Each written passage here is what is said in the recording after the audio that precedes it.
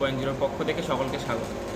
আজকে আপনাদের সাথে শেয়ার করতে চলেছি, যারা আপনার নতুন অ্যাকোয়ারিয়াম নেবেন ভাবছেন বা নিয়েছেন, তারপরে দেখছেন যে কিছুদিনের মধ্যে আপনার মাছটি মারা যাচ্ছে, বা যে কোনো কারণে আপনি বুঝতে পারছেন না যে কী কারণে মারা যাচ্ছে। কারণ আপনার এই মাছ সম্বন্ধে বা অ্যাকোয়ারিয়াম সম্পর্কে আপনার কোনো অভিজ্ঞতা নেই। যাদের এই অভিজ্ঞতা থাকবে না, তাদের কিন্তু মাছ মরাটাই কিন্তু স্বাভাবিক। তো আপনারা যারা মাছ মরছেন ভাবছেন, তারা প্রথমে নিয়ে যাচ্ছেন কি গোল্ডফিশ নিয়ে যাচ্ছেন বা অন্য কোনো রকমের কিছু মাছ নিয়ে যাচ্ছেন, সেগুলো কিন্তু যাতে তাদের প্রাণ কম। তো আপনারা যারা নতুন অ্যাকোয়ারিয়াম নিচ্ছেন, তারা কিন্তু যদি অক্সিজেন ছাড়া অ্যাকোয়ারিয়াম মাছ নিতে চান, সেক্ষেত্রে আপনারা গাপ্পি, মলি এগুলোকে ব্যবহার করতে পারেন।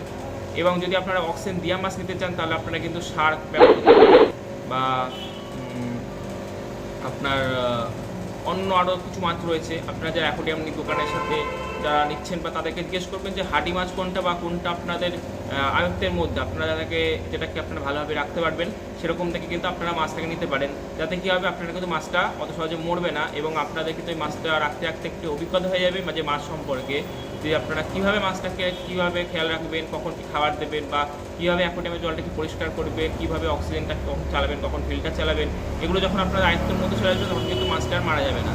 এবং অনেক কিছু করেন যে নতুন অ্যাকোয়ারিয়াম তাদের অভিজ্ঞতা নেই, বেশি পরিমাণে খাবার দিয়ে দিচ্ছে, এর ফলে কী হচ্ছে, মাছটা কিন্তু মারা যাচ্ছে।